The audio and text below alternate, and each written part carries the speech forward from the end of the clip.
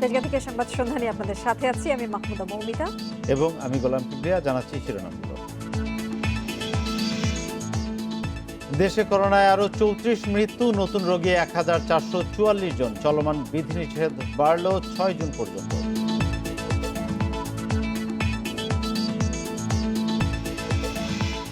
সবুজ ভবিষ্যৎ গড়তে বিশ্ব নেতাদের ঐক্যবদ্ধ হওয়ার আহ্বান প্রধানমন্ত্রীর। কার্বন নিঃসরণ কমানোর তাগিদ।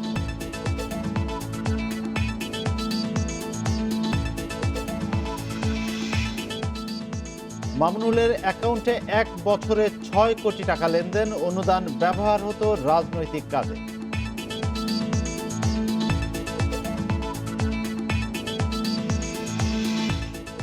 এবং দেশে ৮ মাত্রার ভূমিকম্পের আশঙ্কা বিশেষজ্ঞদের। সিলেটে অল্প সময়ে ৫ ভূমিকম্প, সেই আভাস।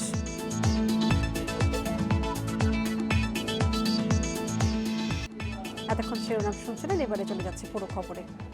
দেশে গত ২৪ ঘন্টায় আগের দিনের তুলনায় করোনা সংক্রমণে মৃত্যু কমলেও বেড়েছে রোগী শনাক্তের হার। ২৪ ঘন্টায় করোনায় মৃত্যু হয়েছে ৩৪ জনের। একই সময়ে করোনা শনাক্ত হয়েছে ১,৪৪৪ জনের। গত ৩ দিন ধরে ৩০-এর ঘরে ওঠানামা করছে করোনায় মৃতের সংখ্যা। ২৪ ঘন্টায় দেশে করোনায় আক্রান্ত হয়ে মারা গেছেন আরও ৩৪ জন। শনিবার এই সংখ্যা ছিল ৩৮ আর শুক্রবার ৩১। এ নিয়ে দেশে এখন পর্যন্ত মৃত্যু হল ১২,৫৮৩ জনের। গত ২৪ ঘন্টায় মারা যাওয়া ৩৪ জনের মধ্যে ঢাকা বিভাগের ৮ জন। এছাড়া চট্টগ্রামে ১২, রাজশাহীতে ৩, খুলনায় ৬, বরিশাল ১, সিলেট ১ ও রংপুরে ২ জন মারা গেছে। ২৪ ঘন্টায় মৃতদের মধ্যে ৩ জন ছাড়া সবাই হাসপাতালে মারা গেছে। এছাড়া ১৪,২৭৭টি নমুনা পরীক্ষায় করোনা শনাক্ত হয়েছে ১,৪৪৪ জনের। এ নিয়ে দেশে মোট শনাক্ত রোগীর সংখ্যা বেড়ে হল ৭,৯৮,৮৩০ জন।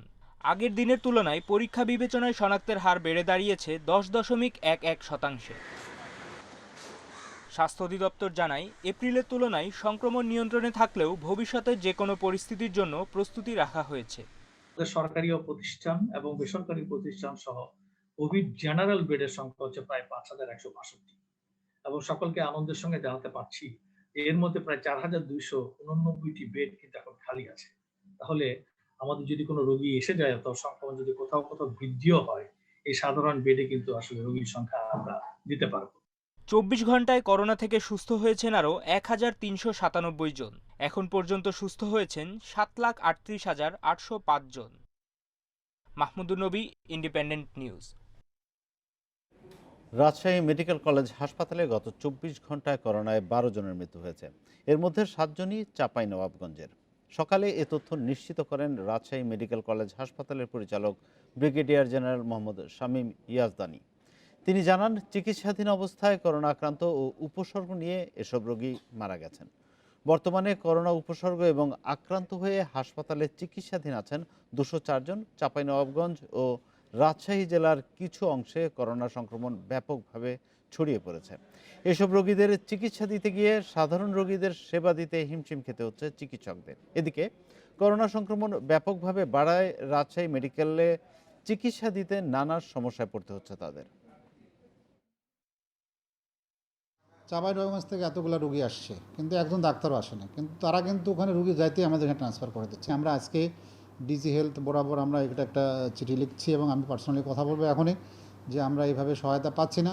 চিকিৎসক দরকার, যন্ত্রপাতি বা ঔষধের দরকার, কারণ অনেকে আবার সব ওষুধগুলো কিনতে পারে না। সব কিছু মিলে একটা ২ দিনে প্রায় ১৮০০ চীনা নাগরিক নিয়েছেন সিনোফার্মের টিকা। হাসপাতাল কর্তৃপক্ষ জানিয়েছে, যারা টিকা নিয়েছেন এ পর্যন্ত তাদের কোনো পার্শ্ব প্রতিক্রিয়া হয়নি। স্বাস্থ্য অধিদপ্তর বলছে, টিকা গ্রহীতাদের ৭ দিন পর্যবেক্ষণে রাখার পর নিয়মিত টিকাদান কার্যক্রম শুরু হবে। বাংলাদেশে অবস্থান করা চীনা নাগরিকদের দ্বিতীয় দিনের মতো দেয়া হয়েছে সিনোফার্মের করোনা টিকা। চীন থেকে উপহার পাওয়া এই টিকা ঢাকা মেডিকেল, সোহরাওয়ার্দী, মুগদা ও সলিমুল্লাহ মেডিকেল কলেজে প্রয়োগ করা হয়। আমি টিকা দিতে পেরে খুবই আনন্দিত।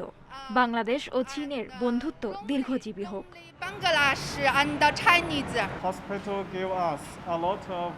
বাংলাদেশের টিকা কার্যক্রম আমাদের খুব সাহায্য করেছে। বাংলাদেশ ও চীন উভয় দেশই একসঙ্গে করোনার বিরুদ্ধে লড়াই করছে। গত ২৫ মে ৫০১ জন মেডিকেল শিক্ষার্থীকে দেয়া হয়েছিল সিনোফার্মের টিকা। এ পর্যন্ত যারা সিনোফার্মের টিকা নিয়েছেন তাদের কোনো পার্শ্ব প্রতিক্রিয়া হয়নি বলে জানিয়েছে হাসপাতাল কর্তৃপক্ষ।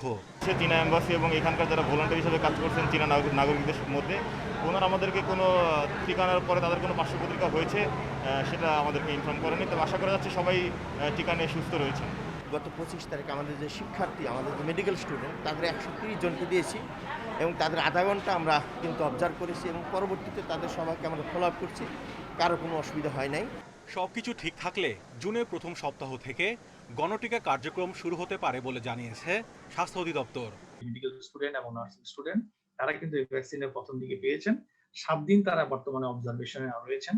এই 7 দিনটা পার হয়ে গেলে আমরা যদি দেখি যে এই ভ্যাকসিনটা আমাদের অত্যন্ত নিরাপদ এবং কার্যকরী হবে, সেক্ষেত্রে আমরা এটা সমস্ত স্টুডেন্টদের মধ্যে ছড়িয়ে দিতে পারবো। চীন থেকে আরও উপহার হিসেবে পাওয়া যাবে 6 লাখ ডোজ সিনোফার্মের টিকা। এছাড়া সিনোফার্ম ও সিনোভ্যাক্সের 1.5 কোটি ডোজ কিনবে সরকার। Mahmudul Hasan, independent news, Dhaka. Corona সংক্রমণ রোধে চলমান লকডাউনের মেয়াদ আরও 1 সপ্তাহ বাড়িয়েছে সরকার।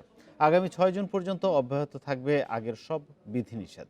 করোনা সংক্রমণ বাড়ায় 5 এপ্রিল থেকে সারা দেশে লকডাউন ঘোষণা করে সরকার। ঢিলেঢালাভাবে তা চললেও সংক্রমণ আরও বাড়ায় 14 এপ্রিল থেকে কঠোর লকডাউনের ঘোষণা আসে। পরে 23 মে আবারও লকডাউন বৃদ্ধির পাশাপাশি শিথিল করা হয় বেশ কিছু বিধিনিষেধ। স্বাস্থ্যবিধি মেনে আন্তজেলাসহ সব ধরনের গণপরিবহন আসন সংখ্যার অর্ধেক যাত্রী নিয়ে চলাচলের অনুমতি দেওয়া হয়।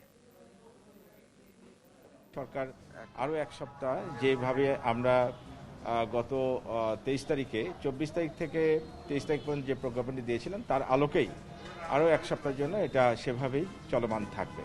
সংক্রমণকে আমরা চাচ্ছি যে 5%-এর কাছাকাছি নিয়ে আসার জন্য। 5% এসে গেলে কিন্তু সেটাকে বলা হয় যে একটি স্বস্তিজনক অবস্থা আছে। বাংলাদেশ ভারত সীমান্ত বন্ধের সময়সীমা আরও 2 সপ্তাহ বাড়ানো হয়েছে। এর ফলে আগামী 14 জুন পর্যন্ত বন্ধ থাকছে দুই দেশের স্থলবন্দরগুলো। বিষয়টি নিশ্চিত করেছে পররাষ্ট্র মন্ত্রণালয়। গত 26 এপ্রিল থেকে ভারতের সঙ্গে বাংলাদেশের স্থলবন্দর বন্ধ রয়েছে। পররাষ্ট্রমন্ত্রী তখন 2 সপ্তাহ সীমান্ত বন্ধ রাখার সিদ্ধান্তের কথা জানিয়েছিলেন। পরবর্তীতে দেশে করোনা ভাইরাসের ভারতীয় ধরন শনাক্তের খবর পাওয়া গেলে তা আরও বন্ধ রাখার সিদ্ধান্ত নেয় সরকার। তবে দেশটিতে আটকে পড়া বাংলাদেশিদের মধ্যে যাদের ভিসার মেয়াদ 15 দিন বা তার চেয়ে কম ছিল, তাদেরকে 14 দিনের বাধ্যতামূলক প্রাতিষ্ঠানিক কোয়ারেন্টাইনের শর্তে দেশে ফেরার সুযোগ দেওয়া হয়।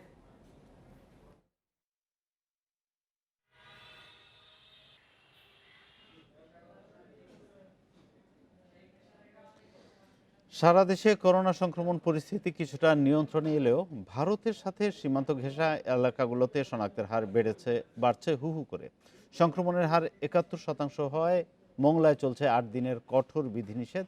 কয়েকদিনের তুলনায় সংক্রমণ বেড়েছে চাঁপাইনবাবগঞ্জেও। ঈদ উল ফিতরের আগে ভারতীয় সীমান্তবর্তী বাগেরহাটের মোংলায় প্রতিদিন করোনা শনাক্তের হার ছিল 30%। তবে গত কয়েকদিনে তা বেড়ে দাঁড়িয়েছে 71%। পরিস্থিতি বিবেচনায় সেখানে চলছে 8 দিনের কঠোর বিধিনিষেধ। লকডাউনের নির্দেশনা কার্যকরে মাঠে নেমেছে পুলিশের বেশ কয়েকটি দল। গুরুত্বপূর্ণ মোড়ে চেকপোস্ট বসানোর পাশাপাশি চলছে ভ্রাম্যমাণ টহলও। তবে বেলা বাড়ার সাথে সাথে সড়কে বেড়েছে মানুষের আনাগোনা। যদিও মোংলা বন্দরের কার্যক্রম অব্যাহত রয়েছে। মাস্ক ব্যবহার করেন, মাস্ক ছাড়া কেউ মার্কেটে আসবেন না বা আমরা আসতে দিচ্ছি না। আমরা সবাই সেইভাবে সচেতন আছি।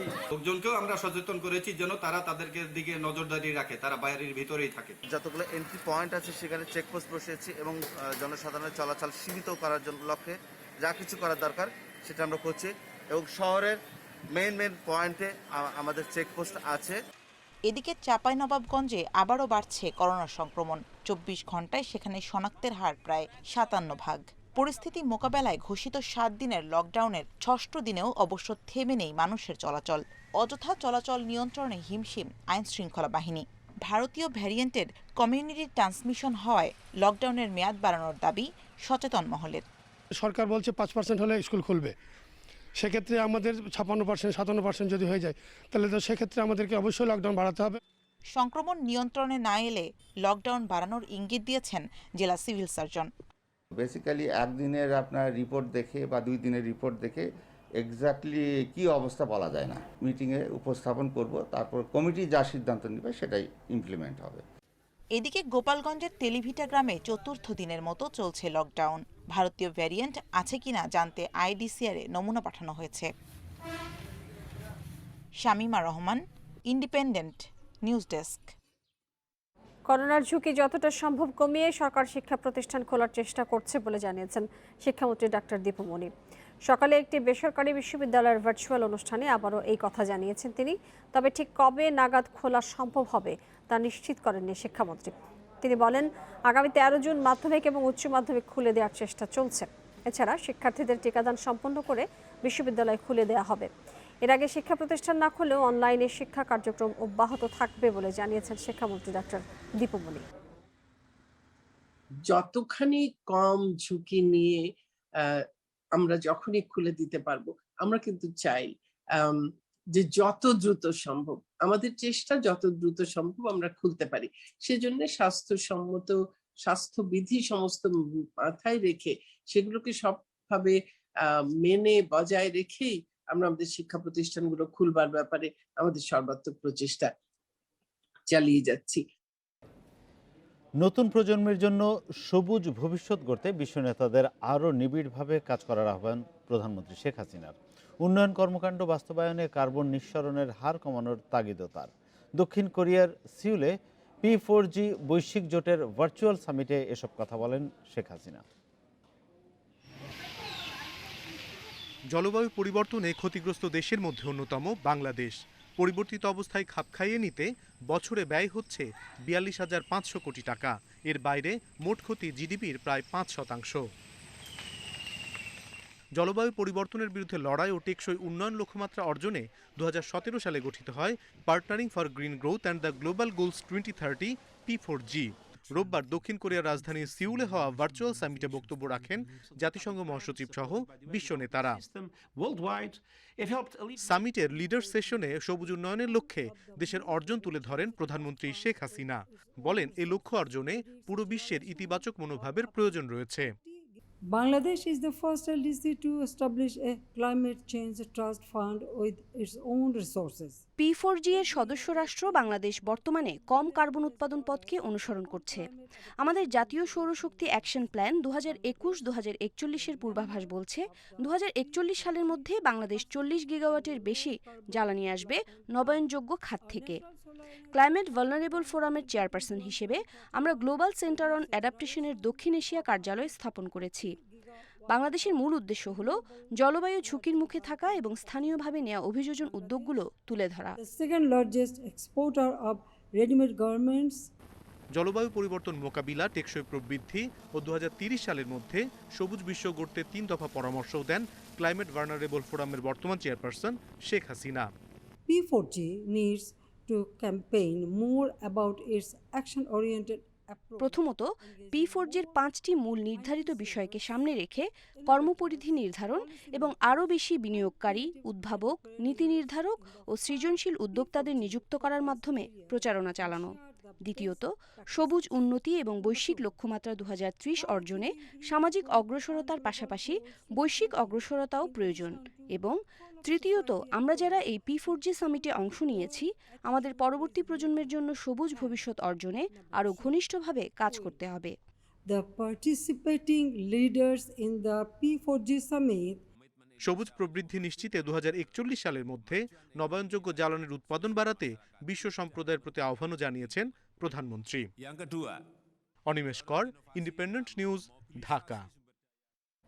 2021-22 অর্থ বছরে জাতীয় সংসদ সচিবালয়ের জন্য উন্নয়ন এবং অনুন্নয়ন খাতে মোট 336 কোটি 14 লাখ টাকার প্রাক্কলিত বাজেট অনুমোদন দেওয়া হয়েছে, যা গত অর্থ বছরের চেয়ে 22 কোটি 34 লাখ 32 হাজার টাকা বেশি। রোববার সংসদ ভবনে আয়োজিত 32তম বৈঠকে এই অনুমোদন দেওয়া হয়েছে। স্পিকার শিরিন শারমিন চৌধুরীর সভাপতিত্বে বৈঠকে কমিটির সদস্য, প্রধানমন্ত্রী এবং সংসদ নেতা শেখ হাসিনাও অংশ নেন। বৈঠকে 2021-22 অর্থ বছরে পরিচালন খাতে 335 কোটি 39 লাখ টাকা, উন্নয়ন খাতে 75 লাখ টাকা সহ 336 কোটি 14 লাখ টাকা বরাদ্দ অনুমোদন দেওয়া হয়েছে। এছাড়া এতে 2020-2021 অর্থ বছরের সম্পূরক বাজেট অনুমোদন দেওয়া হয়েছে।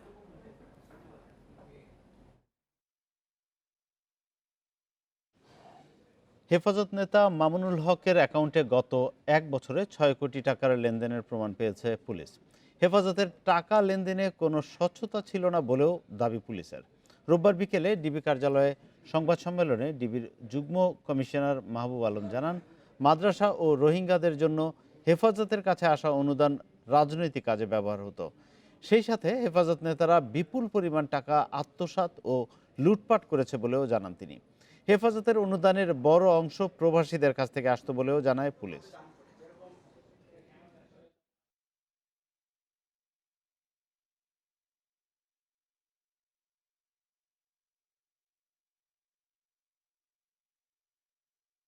মামুনুল হক সাহেবের অ্যাকাউন্ট থেকে আমরা কিন্তু 6 কোটি টাকার লেনদেনের তথ্য পেয়েছি এক বছরে। এই অ্যাকাউন্টগুলো বিশ্লেষণ করে দেখা যায় যে অনেক টাকা এর মধ্যে থেকে তারা আত্মসাৎ করেছে, তছরূপ করেছে, এবং যে টাকাগুলো এসেছে এগুলোর আবার সঠিক হিসাব কিতাব নেই, এবং কোনটা কোন খাতে ব্যয় হবে সেটারও কোনো সুনির্দিষ্ট নীতিমালা নেই। জাতীয় পরিচয়পত্র এনআইডি সেবা নির্বাচন কমিশনের কাছেই থাকা উচিত বলে মনে করেন প্রধান নির্বাচন কমিশনার KM নুরুল হুদা। এতে সাংবিধানিক সংকট তৈরির আশঙ্কাও রয়েছে। তিনি জানান, এনআইডির দায়িত্ব ইসিতে রাখার যুক্তিগুলো মন্ত্রিপরিষদ সচিবকে প্রতিবেদন আকারে দেয়া হবে। 2007 সাল থেকে নাগরিকদের ছবিসহ ভোটার তালিকা এবং জাতীয় পরিচয়পত্র দিয়ে আসছে নির্বাচন কমিশন। তবে নতুন সিদ্ধান্তে এই কার্যক্রমের দায়িত্ব নির্বাচন কমিশন থেকে সরিয়ে দেয়া হচ্ছে স্বরাষ্ট্র মন্ত্রণালয়ের সুরক্ষা সেবা বিভাগে। 24 মে নির্বাচন কমিশনকে তা হস্তান্তরে দরকারি ব্যবস্থা নিতে বলেছে মন্ত্রিপরিষদ বিভাগ। এই সিদ্ধান্তে সন্তুষ্ট নয় নির্বাচন কমিশনে। রোববার ইসি সচিবালয়ের কর্মকর্তা কর্মচারীরা এ প্রশ্নে প্রধান নির্বাচন কমিশনারের সঙ্গে দেখা করে স্মারকলিপি দেন। তারা চান জাতীয় পরিচয়পত্রের কার্যক্রম ইসির অধীনেই রাখতে। মাননীয় নির্বাচন কমিশনকে আগে জানানো হয়নি, 17 মের আগে জানানো হয়নি। মাননীয় প্রধান নির্বাচন কমিশনার মহোদয় এটি বলেছেন যে আমরা জানি না, এবং এটিও বলেছেন যে আমরা বিষয়টি নিয়ে সম্পূর্ণ অন্ধকারে আছি। এখানে আর নতুন করে তাদেরকে জনবল তৈরি করতে হবে, অবকাঠামো তৈরি করতে হবে, এবং যে একটি পরিচিত প্ল্যাটফর্ম আছে যে মানুষ এখানে আসলে সেবা পায়, সেই পরিচিত প্ল্যাটফর্মটি নষ্ট হয়ে যাবে। চিঠিপত্রগুলো আদান প্রদান হবে সচিবালয়ের মাধ্যমেই, আমাদের পয়েন্টসগুলো অন্তর্ভুক্ত করেই স্যাররা পাঠাবেন। পরে সিইসি সাংবাদিকদের বলেন, এনআইডির কাজ অন্য সংস্থার হাতে গেলে সাংবিধানিক সংকট তৈরি হবে। ভোটার তালিকা যখন তৈরি করতে যাব সেটা তৈরি করবো আমরা, অথচ এনআইডি থাকবে তাদের কাছে, তাহলে কীভাবে হবে? তাহলে তো ওই মন্ত্রণালয়ের সাথে আমাদের এই নির্বাচন কমিশনের একটা এসে যায়, মানে সাবঅর্ডিনেশন অথবা সুপেরিয়রিটি এসে যায়, যেটা সাংবিধান গ্রহণ করে না। কারণ নির্বাচন কমিশন আলাদা থাকবে, যেটা অন্য কোনো মন্ত্রণালয়ের সাথে তাদের এইরকম দাপ্তরিক যোগাযোগ থাকবে না। এ বিষয়ে নির্বাচন কমিশনের যুক্তিগুলো মন্ত্রিপরিষদ সচিবকে প্রতিবেদন আকারে দেয়া হবে বলেও জানিয়েছেন CEC. Mahmudul Hasan, independent news, Dhaka. ভূমিকম্পের বাড়তি সতর্কতা হিসেবে সিলেট নগরীর 24টি ভবন 10 দিনের জন্য বন্ধ ঘোষণা করেছেন সিটি মেয়র। বিকেলে ঝুঁকিপূর্ণ ভবনগুলোতে অভিযানের সময় একথা জানান মেয়র আরিফুল হক চৌধুরী। মেয়র বলেন, বিশেষজ্ঞদের মতে কয়েকবার ছোট ভূকম্পনের পর 7 থেকে 10 দিনের মধ্যে এই এলাকায় বড় ভূমিকম্পের আশঙ্কা থাকে। এজন্য জানমালের নিরাপত্তা ও সতর্কতার অংশ হিসেবে তালিকাভুক্ত ঝুঁকিপূর্ণ ভবনগুলো বন্ধ রাখার জন্য বলা হয়েছে। এসব ভবনের মধ্যে রয়েছে বিভিন্ন মার্কেট, দোকানপাট, বাসাবাড়ি ও পুরাতন সরকারি দপ্তর। পরিস্থিতি মোকাবিলায় আতঙ্কিত না হয়ে সবাইকে সতর্ক থাকার আহ্বান জানিয়েছেন সিটি মেয়র।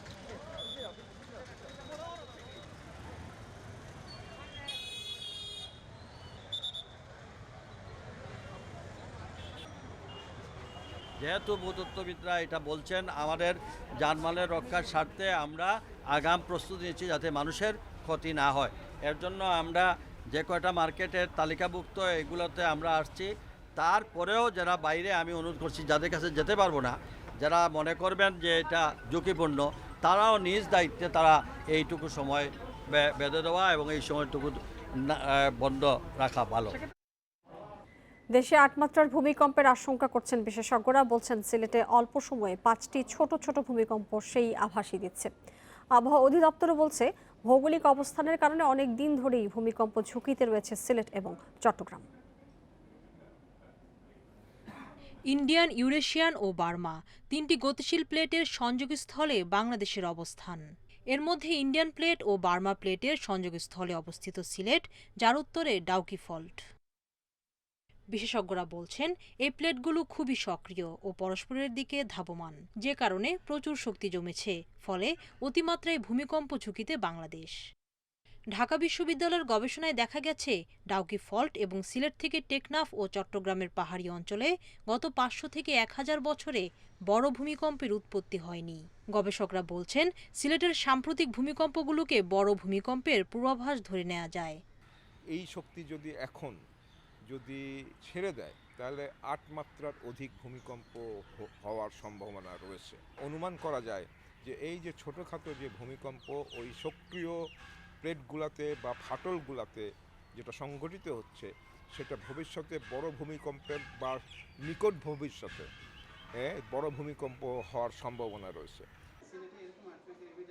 আবহাওয়া অধিদপ্তর বলছে সিলেট অঞ্চল দীর্ঘদিন ধরেই ভূমিকম্প ঝুঁকিতে রয়েছে, তবে ছোট ছোট ভূমিকম্প হয়ে শক্তি বের হওয়াকে ইতিবাচক মনে করা হচ্ছে। আমরা জানি যে হিস্টোরিক্যাল যে এভিডেন্স আমরা দেখি যে মোর দেন 80% আর্থকোয়েক কোথায় হয়, প্লেট বাউন্ডারিগুলো, প্লেটের সংযোগ স্থলগুলো দিয়ে আর্থকোয়েকগুলো হয়। তাহলে আমরা কিন্তু খুব কাছাকাছি আছি। তাহলে এই জন্য দেখা যায় যে আমাদের নর্থ ইস্টার্ন এবং সাউথ ইস্টার্ন এই পার্টটা দিয়ে কম্পারেটিভলি ইস্টার্ন পার্টে এই দিকটা ভূমিকম্পের ইয়েটা বেশি হয়, এটাকে বিফোর শক বলা হয়। কিন্তু আবার দেখা গেছে একটা বিগ ইভেন্ট হলে অনেকগুলো ছোট ইভেন্ট হয়, কারণ এটা স্টেবল হওয়ার জন্য। 1897 সালে ডাউকি ফল্টের পশ্চিমে 8.7 মাত্রার ভূমিকম্প হয়েছিল, যা এই ভূখণ্ডে সর্বোচ্চ। সুলতানা জাহান মিতু, ইন্ডিপেন্ডেন্ট নিউজ, ঢাকা। বাংলাদেশে ব্যবসার জন্য জাতীয় রাজস্ব বোর্ড এনবিআর থেকে ভ্যাট নিবন্ধন নম্বর BIN নিয়েছে টেক জায়ান্ট গুগল ও আমাজন। গত সপ্তাহে প্রতিষ্ঠান দুটো নিবন্ধন নেয় বলে জানিয়েছেন এনবিআর কর্মকর্তারা। এর ফলে বাংলাদেশের আইন মেনে নিয়মিত ভ্যাট এবং রিটার্ন দিতে হবে প্রতিষ্ঠান দুটিকে। নিবন্ধন নেওয়ার প্রক্রিয়ায় আছে আরও 2 জায়ান্ট, ফেসবুক এবং মাইক্রোসফট। প্রযুক্তির কল্যাণে ব্যবসা এখন গণ্ডি ছাড়া। এক দেশে বসে পণ্য ও সেবা বিক্রি করা যায় অন্য দেশে, লাগে না অফিস বা জনবল। এভাবে বাংলাদেশে ব্যবসা করছে Facebook, Google, YouTube, Netflix, Amazon সহ বহু প্রযুক্তি ও ই কমার্স প্রতিষ্ঠান। এসব প্রতিষ্ঠান থেকে কর আদায় সহ নানা স্বার্থে নতুন ভ্যাট আইনে বিধান রাখা হয় নিবন্ধন নেবার, কিন্তু নানা জটিলতায় দীর্ঘদিন তা আটকে ছিল। সব পক্ষের আলোচনায় নীতিমালা সংশোধন করে এনবিআর। বিদেশি প্রতিষ্ঠানের জন্য এ মাসেই অনলাইনে ছাড়া হয় নতুন ধরনের নিবন্ধন ফর্ম। এনবিআর কর্মকর্তারা জানান, গত সপ্তাহে নতুন ফর্ম পূরণ করে ঢাকা দক্ষিণ ভ্যাট কমিশনারেটে নিবন্ধন নেয় গুগল ও অ্যামাজন। কর্মকর্তারা জানান, সিঙ্গাপুরের ঠিকানায় Google Asia Pacific private limited নামে গুগল ও যুক্তরাষ্ট্রের ঠিকানায় অ্যামাজন ওয়েব সার্ভিসেস ইনকর্পোরেশন নামে নিবন্ধন নিয়েছে অ্যামাজন। এই দুই প্রতিষ্ঠানের হয়ে নিবন্ধনের কাজ করেছে PricewaterhouseCoopers PwC Bangladesh. Google Asia Pacific private limited নামে গুগল তাদের সিঙ্গাপুরের ঠিকানা, আর Amazon web series incorporation USA ঠিকানায় তারা ভ্যাট নিবন্ধন পেয়েছেন। মানে বিশেষভাবে যেটা বলা যায় যে তাদের ব্যাংকের ইনফরমেশনটা এখন আমাদের কাছে আছে। নিবন্ধন নিলেও এনবিআর এর কাছে ব্যবসার ভবিষ্যৎ পরিকল্পনা জানায়নি গুগল ও অ্যামাজন। এ ব্যাপারে কথা বলতে রাজি হননি তাদের এজেন্ট। এনবিআর এর সাবেক কর্মকর্তারা বলছেন, নিবন্ধনের আওতায় আসা এসব কোম্পানি থেকে কর আদায়ে স্বচ্ছতা বাড়বে।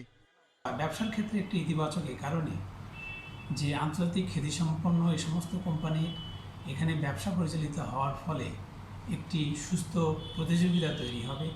এখানে অন্য যারা ব্যবসা করবে তাদেরকে ওই স্ট্যান্ডার্ড মেনটেন করতে হবে।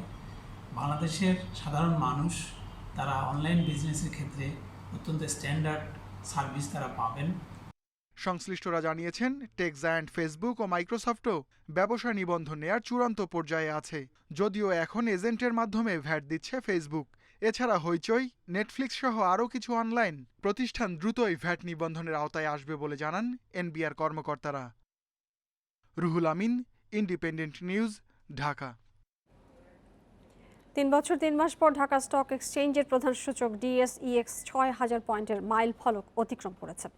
সপ্তাহের প্রথম কার্যদিবসে লেনদেন শেষে সূচকটির অবস্থান 6008 পয়েন্ট। ডিএসইতে লেনদেন ছাড়িয়েছে 2000 কোটি টাকা, তবে দর হারিয়েছে 46 ভাগ প্রতিষ্ঠান। অন্যদিকে চট্টগ্রাম স্টক এক্সচেঞ্জে সার্বিক সূচক বেড়েছে 32 পয়েন্ট। রোববার দিনের শুরু থেকে ঊর্ধ্বমুখী ঢাকায় স্টক এক্সচেঞ্জ। লেনদেন শুরুর কিছুক্ষণের মধ্যেই প্রধান সূচক অতিক্রম করে ৬,০০০ পয়েন্টের মাইলফলক। এর আগে ২০১৮ সালের ১৫ ফেব্রুয়ারি ডিএসই এর সূচকের অবস্থান ছিল ৬,০৫০ পয়েন্টে। সপ্তাহের প্রথম কার্যদিবসে লেনদেন শেষে ডিএসই এক্স সূচক ২২.৮৭ পয়েন্ট বেড়ে অবস্থান করছে ৬,০০৮ পয়েন্টে। সূচক বাড়লেও কমেছে লেনদেনের পরিমাণ। ডিএসইতে মোট লেনদেন হয়েছে ২,১৪৯ কোটি ২১ লাখ টাকার শেয়ার, যা আগের কার্যদিবস থেকে ২১৯ কোটি ৬৭ লাখ টাকা কম। হাতবদলে অংশ নেওয়া ৩৬৩টি কোম্পানি ও মিউচুয়াল ফান্ডের মধ্যে দর বেড়েছে ১৪৪টির, কমেছে ১৭৪টির এবং অপরিবর্তিত আছে ৪৬টি প্রতিষ্ঠানের শেয়ার দর। এদিকে পুঁজিবাজারের উন্নয়নে সব পক্ষের সম্মিলিত উদ্যোগের কারণে বিনিয়োগকারীরা আগ্রহী হচ্ছেন বলে মনে করছেন বিশ্লেষকরা। বর্তমান প্রেক্ষাপটে কিন্তু ৬,০০০ না, আমাদের যে মার্কেটের যে ব্যাংকিং এর যে ইন্টারেস্ট রেট, সেভিং সার্টিফিকেট, বর্তমান সিকিউরিটি এক্সচেঞ্জ কমিশনের যে রেগুলেটরি রিফর্মগুলি করেছে, সেটা প্রেক্ষাপটে কিন্তু মার্কেট কিন্তু ৭,৫০০-৮,০০০ ইন্ডেক্সে যাওয়াটাও কিন্তু অস্বাভাবিক না, এবং এই যে গুজব ভিত্তিক গুজব বন্ধ করার ব্যবস্থাও কিন্তু করা হয়েছে। লেনদেনের শীর্ষে থাকা প্রতিষ্ঠানের তালিকায় প্রথম অবস্থান ধরে রেখেছে বেক্সিমকো লিমিটেড, দ্বিতীয় পায়োনিয়ার ইন্স্যুরেন্স এবং তৃতীয় অবস্থানে ইফাদ অটোজ। শতাংশের দিক থেকে দর বৃদ্ধির তালিকার প্রথম অবস্থানে ডাচ বাংলা ব্যাংক, দ্বিতীয় ইফাদ অটোজ এবং তৃতীয় অবস্থানে আফতাব অটোজ।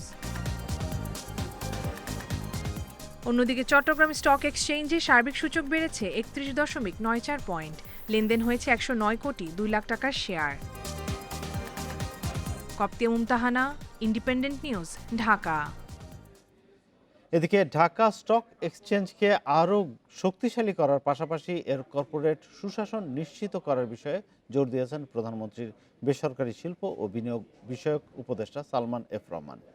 তিনি বলেন, বিভিন্ন দেশের পুঁজিবাজারে ছোট ছোট কোম্পানিগুলো গুরুত্বপূর্ণ ভূমিকা রাখে। পুঁজিবাজারকে শক্তিশালী করতে বিএসইসি সময়োপযোগী সিদ্ধান্ত নিয়েছে। এসব কোম্পানির পাশাপাশি সুকুক বন্ড, ট্রেজারি বন্ড, বিভিন্ন ব্যাংকের পারপিচুয়াল বন্ড লিস্টিংয়ের মাধ্যমে ট্রেডিং শুরু হলে বাজার মূলধন অনেক বাড়বে বলে আশা প্রকাশ করেন তিনি। এদিকে ডিএসইর সংস্কার ইস্যুতে সিকিউরিটিজ অ্যান্ড এক্সচেঞ্জ কমিশন কাজ করে যাচ্ছে বলে জানিয়েছেন বিএসইসির চেয়ারম্যান শিবলি রুবায়াত উল ইসলাম। ম্যাক্সিমাম রিফর্মগুলি যেটা আমাদের করার প্রয়োজন ছিল সেগুলি কিন্তু অলরেডি আমরা করে ফেলেছি।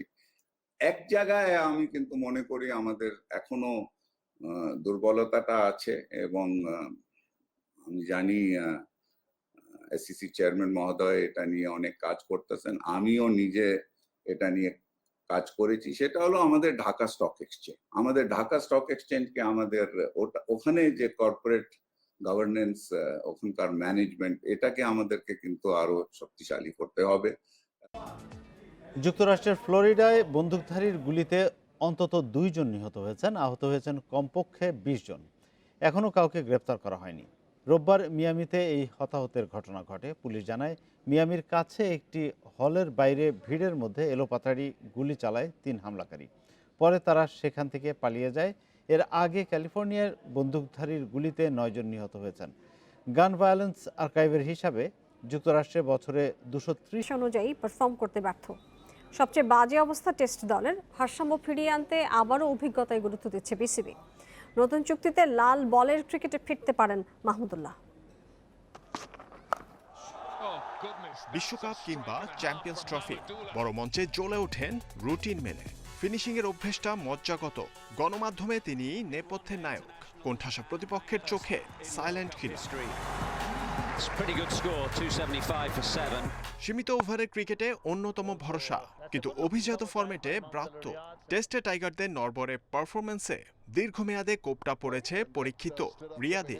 কিন্তু সেই সুযোগ কোথায় কাজে লাগাতে পারল তরুণরা? টেস্টে খারাপ সময় পেছনে ফেলতে আবার হয়তো মাহমুদুল্লাহ রিয়াদেই ফিরতে হবে বোর্ডকে। চূড়ান্ত সিদ্ধান্ত নেবে নির্বাচক প্যানেল। তবে রিয়াদের ওডিআই পারফরম্যান্স আশাবাদী রাখছে বিসিবিকে। টেস্টে কিন্তু আমাদের দলটা কিন্তু অত শক্তিশালী না। সো টেস্ট টিমে কিন্তু আমি প্রেফার করি আপনার যাদের এক্সপিরিয়েন্স আছে ওদেরকে। বাট আমি আশা করছি ও যেহেতু আপনার ওয়ানডেগুলো ভালো করেছে এবং ইনশাআল্লাহ আপনার ক্লাব ক্রিকেট এখন শুরু হয়েছে, সেখানে ভালো করবে। সবশেষ কেন্দ্রীয় চুক্তিতে প্রাধান্য পেয়েছিল তারুণ্য।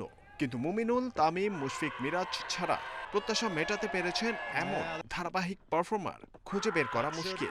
টেস্টে শক্তিশালী দল গঠন করতে চাইলে দায়িত্ব নিতে হবে তরুণদেরই, বলছেন আকরাম খান। অল্প ম্যাচে যদি মূল্যায়ন করি আমরা, তাহলে কিন্তু এটা কিন্তু মূল্যায়নটা ঠিক হবে না।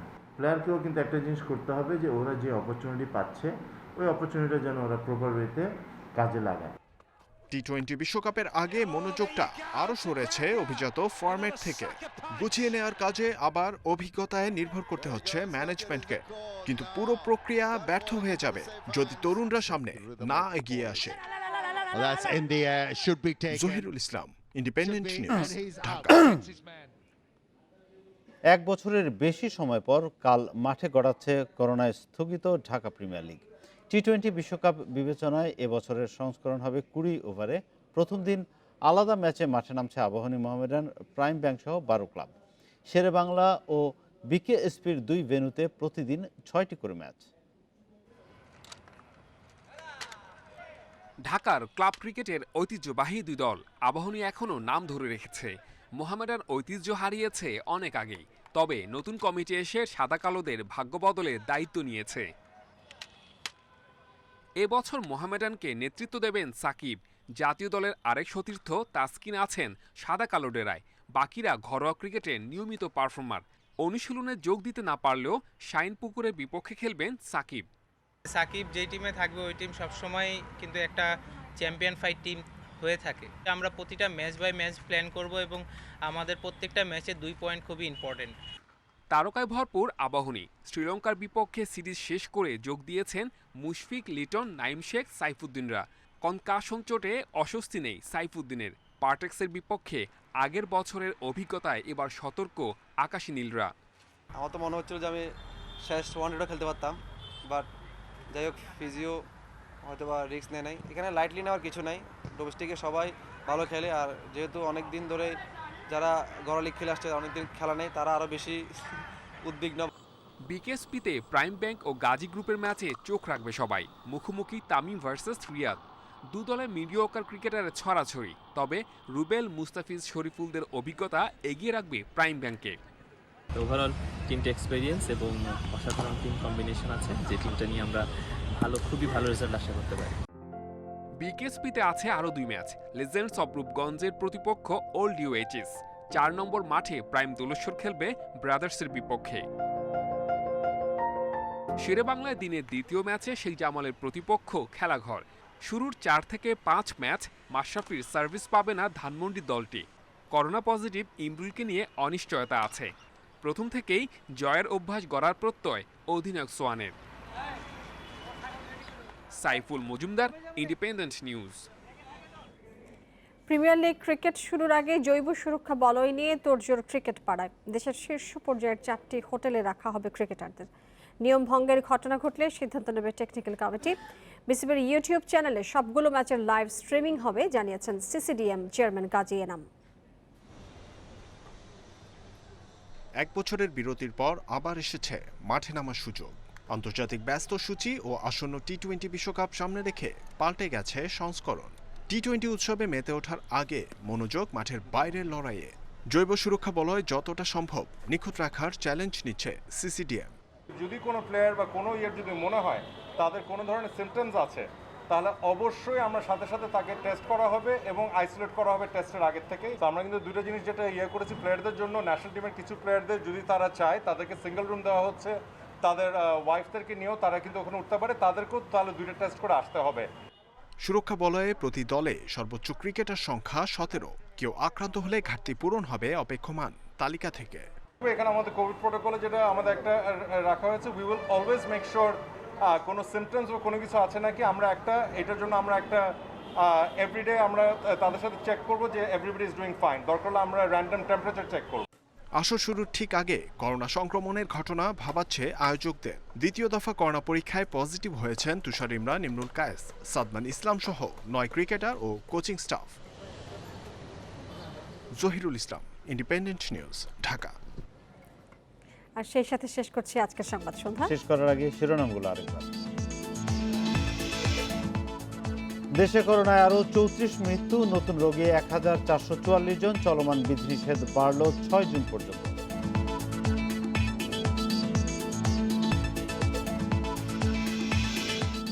সবুজ ভবিষ্যৎ গড়তে বিশ্ব নেতাদের ঐক্যবদ্ধ হওয়ার আহ্বান প্রধানমন্ত্রীর, কার্বন নিঃসরণ কমানোর তাগিদ।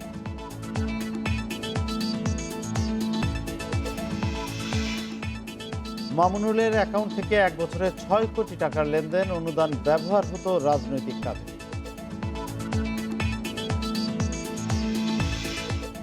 এবং দেশে 8 মাত্রার ভূমিকম্পের আশঙ্কা বিশেষজ্ঞদের, সিলেটে অল্প সময়ে 5 ভূমিকম্প সেই আভাস দিচ্ছে।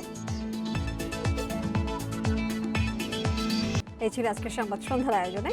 ইন্ডিপেন্ডেন্ট টেলিভিশনের সব খবর আরও বিস্তারিত জানতে চোখ রাখুন আমাদের ফেসবুক, ইউটিউব এবং টুইটারে। সাথে থাকুন।